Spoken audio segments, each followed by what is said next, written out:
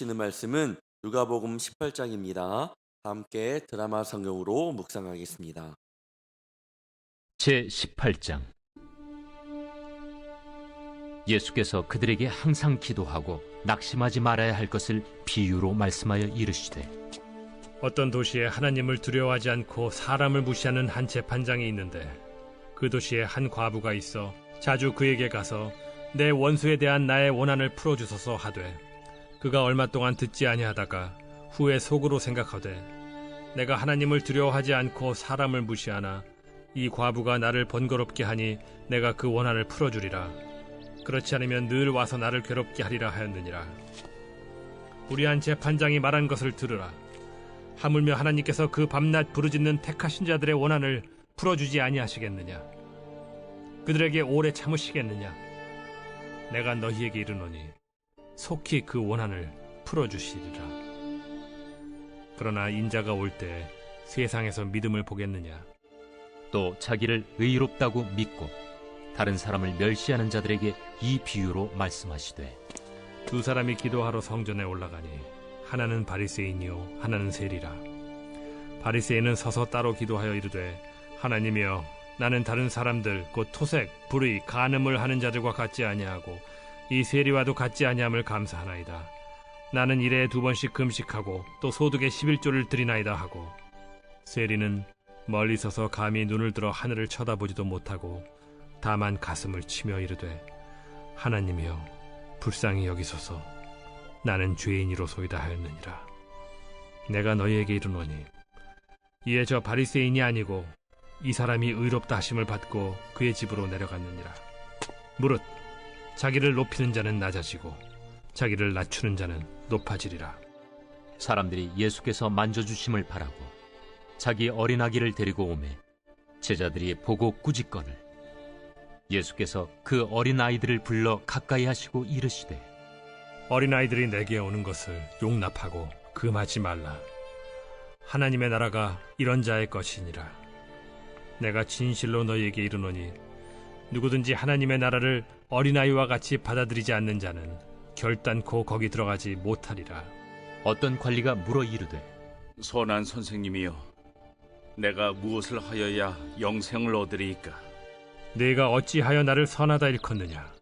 하나님 한 분 외에는 선한 이가 없느니라. 네가 계명을 안 하니 간음하지 말라, 살인하지 말라, 도둑질하지 말라, 거짓 증언하지 말라, 내 부모를 공경하라 하였느니라. 이것은 내가 어려서부터 다 지켰나이다. 예수께서 이 말을 들으시고 이르시되, 내게 아직도 한 가지 부족한 것이 있으니 내게 있는 것을 다 팔아 가난한 자들에게 나눠주라.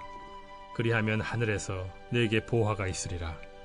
그리고 와서 나를 따르라. 그 사람이 큰 부자이므로 이 말씀을 듣고 심히 근심하더라.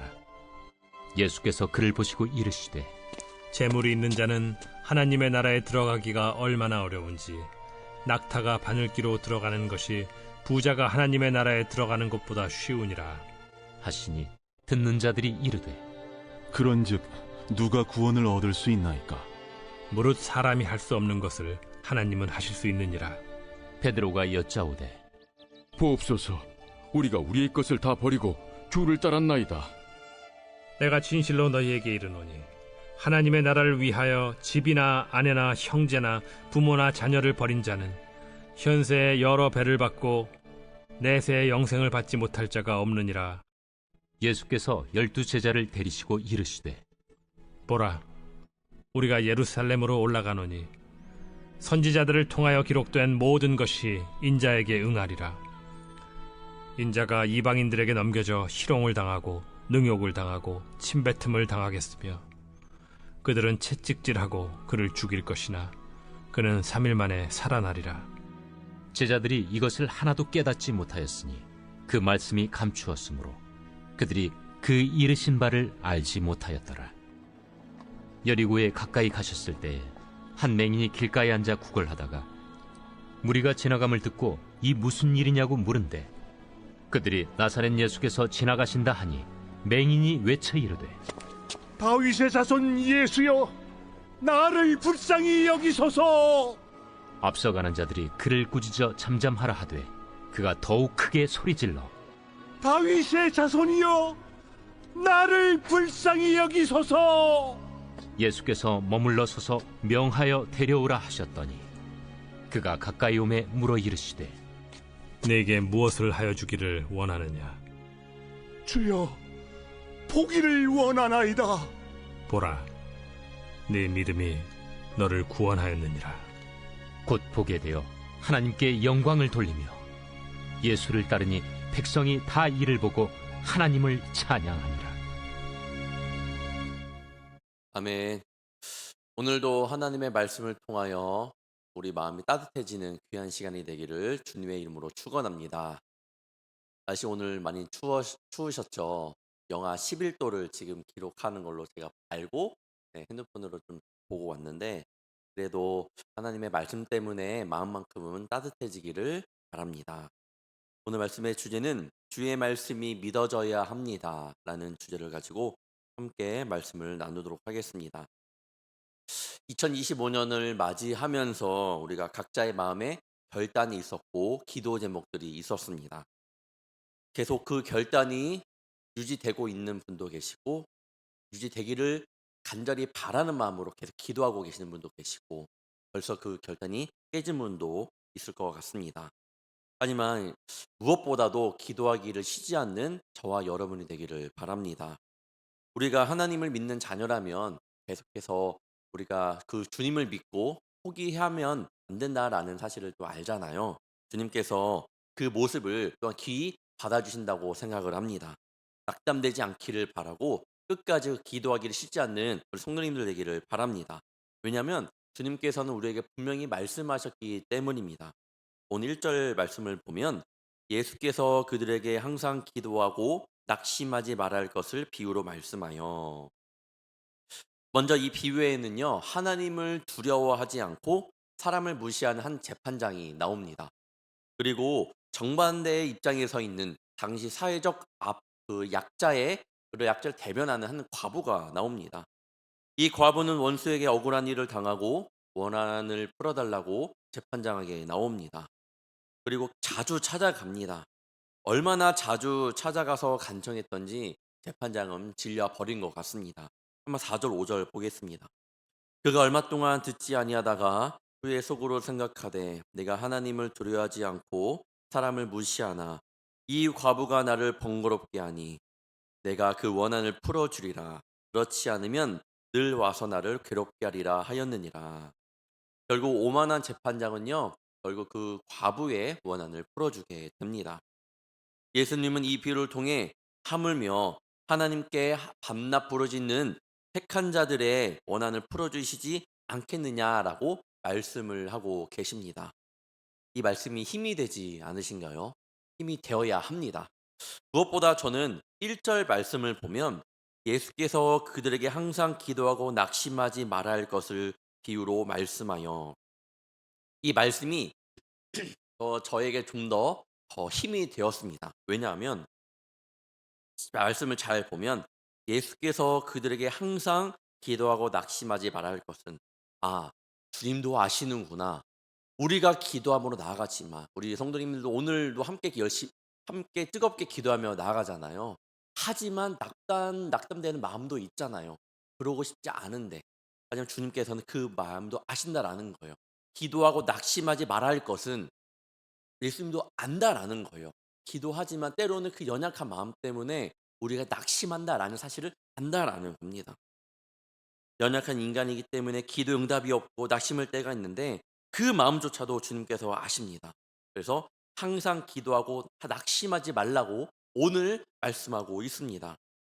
나의 기도 제목까지도 아실 뿐 아니라 내가 기도하면서 자꾸만 연약해지고 믿음이 없어지면서 낙심되는 그 마음을 예수님께서 아신다라는 그 사실만으로도 우리가 위로받기를 원합니다. 이 말씀은 이 시대를 살아가는 우리에게 정말 큰 위로가 됩니다. 그래서 기도하기를 포기하지 않기를 바랍니다. 저도 왜 2025년에 결단한 것들이 있다고 있냐고 여쭤봤잖아요. 그 결단을 포기하지 않고 우리가 주님께서 분명히 낙심하지 말라고 한 사실을 마음속으로 믿고 결단을 주님 앞에 올려드리는 우리 성도님들 되시길 주님의 이름으로 축원합니다. 그러면서 9절 14절에는 바리새인과 세리의 비유를 통하여 말씀하는데, 이 비유는 9절에서 나온 것처럼 자기를 의롭다고 믿고 다른 사람을 멸시하는 자들을 향한 그런 말씀이 됩니다.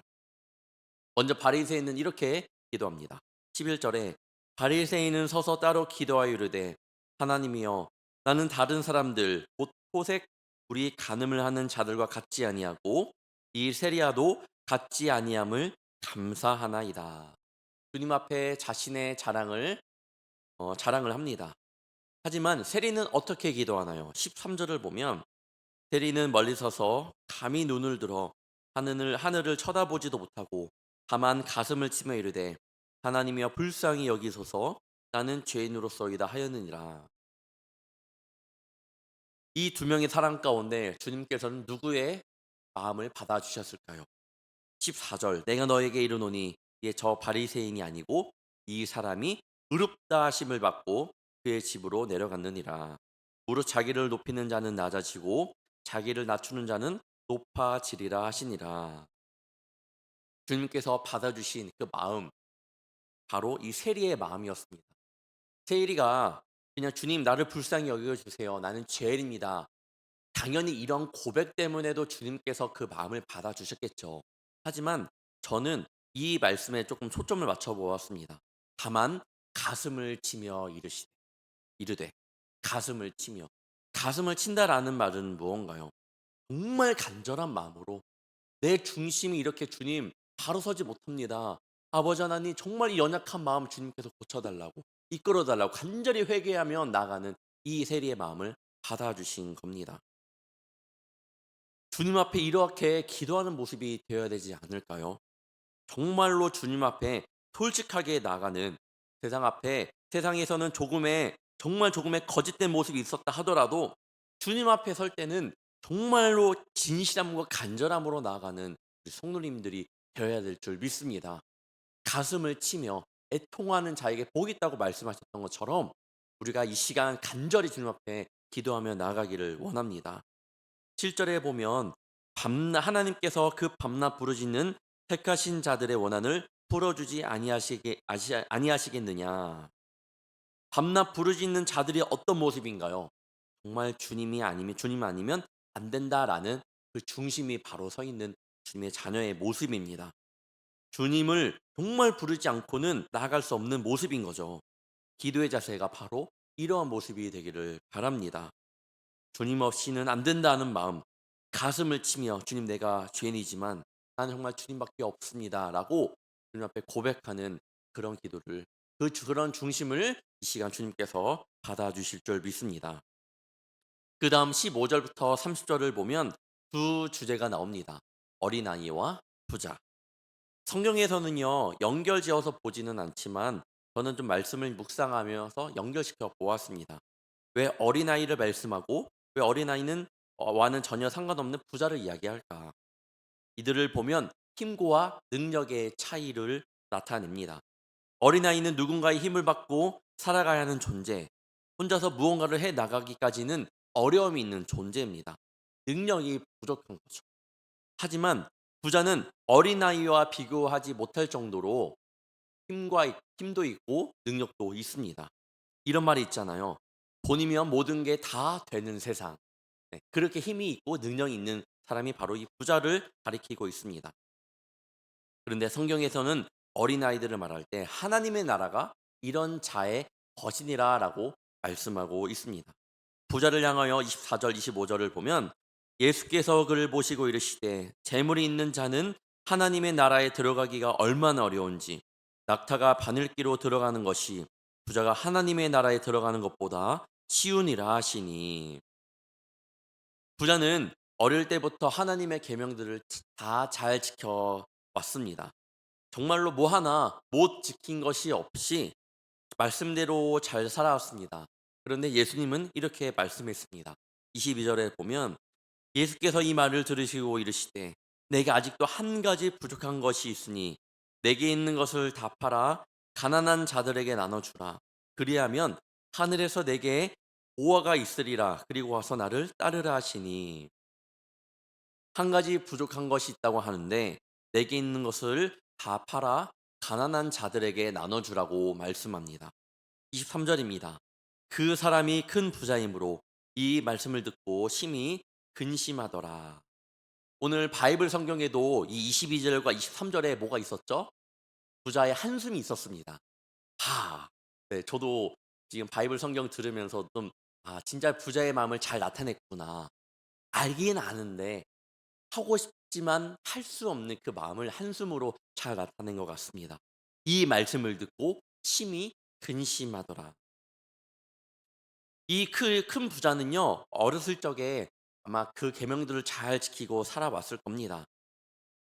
하지만 지금은 못 지키고 있잖아요. 만약에 이 질문을 예수님께서 이 부자에게 이 질문을 어렸을 때 했더라면 부자는 이 어렸을 때 어떻게 반응했을까라고 생각을 해보면 앞서 말씀에 어린 자의 그 어린아이를 말씀하면서 하나님의 나라는 이런 자일 것이라고 말씀했잖아요.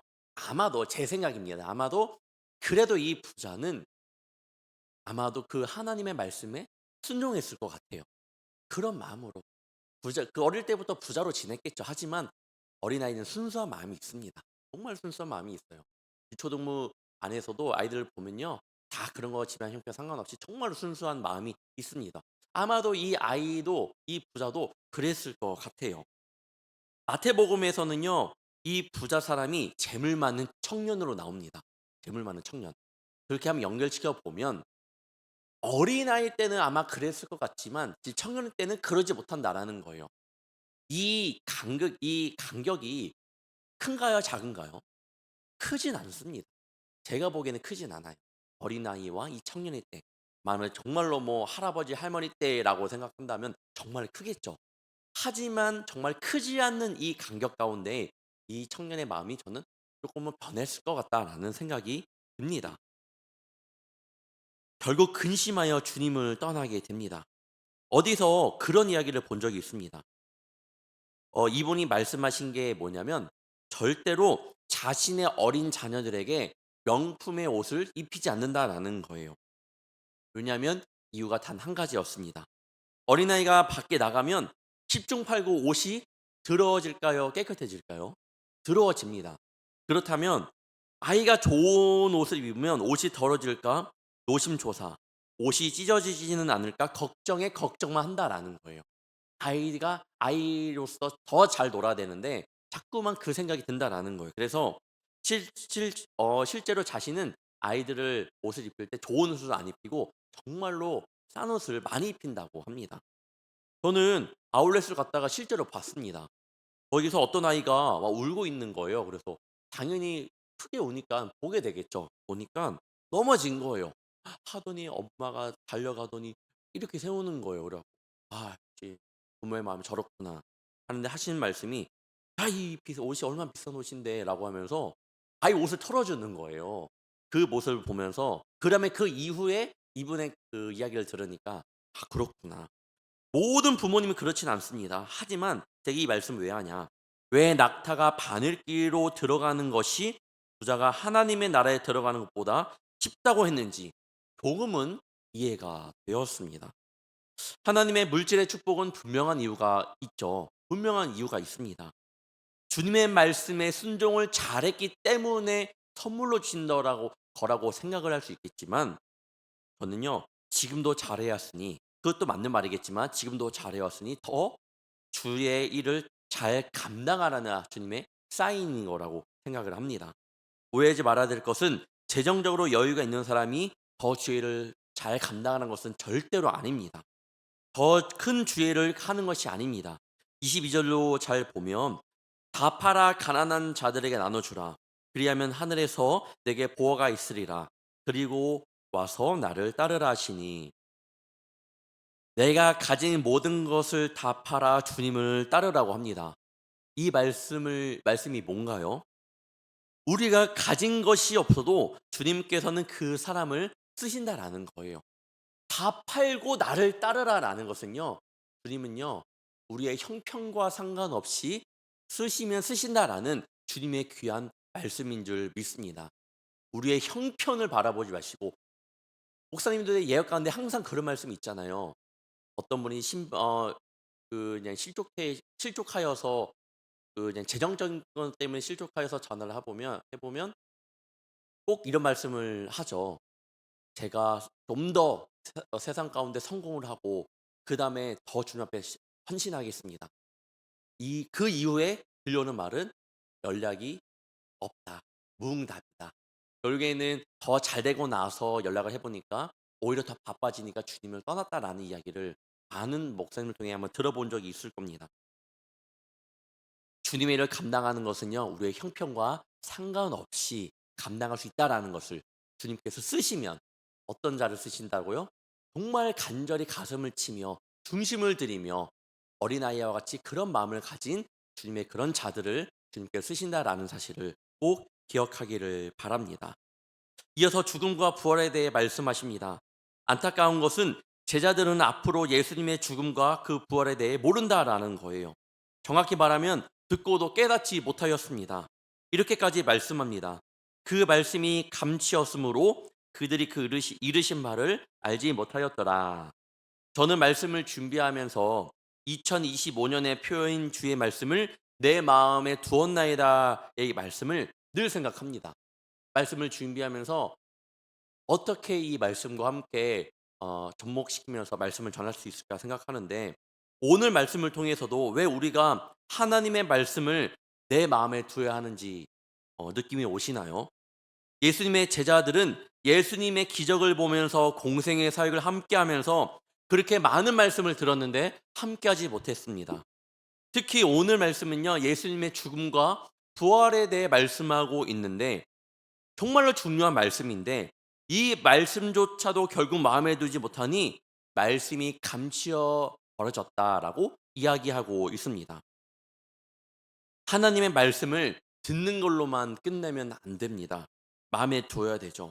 마음에 둔다라는 것은요, 계속 그 말씀을 생각하는 모습 아닌가요? 주님이 나에게 주신 말씀을 계속 한번 생각해 보는 거, 계속 마음에 두고 계속 그 말씀을 묵상하는 겁니다. 그때 그 말씀이 우리 가운데 깨달아지는 역사, 그때 그 말씀이 우리 마음 가운데 두어지는 그런 마음이 올 겁니다. 계속 우리가 주의 자녀라면 주의 말씀을 생각하면서 묵상해 나가기를 간절히 소망합니다. 오늘의 마지막 주제는 맹인을 고치시는 예수님의 모습입니다. 맹인이 고쳐지는 순간이 언제인가요? 42절 보겠습니다. 예수께서 그에게 이르시되 보라 내 믿음이 너를 구원하였느니라 하시니라. 결국 믿음이 있는 그때입니다. 주의 말씀을 또 내 마음에 둠으로 끝내는 것이 아니라 그 말씀이 결국에는 우리가 기도할 때 가슴을 치며 중심을 주님께 드리며 어린아이처럼 주님 앞에 부르짖으며 끝까지 나아갈 때에, 그리고 주의 말씀을 내 마음에 둠으로 나아갈 때 되는 것이 아니라 그 말씀이 믿어질 때, 주님께서 그때 역사하신다라는 것을, 라는 사실이 믿어질 때 주님께서 그때 분명히 우리 가운데 기적을 보여주실 줄 믿습니다.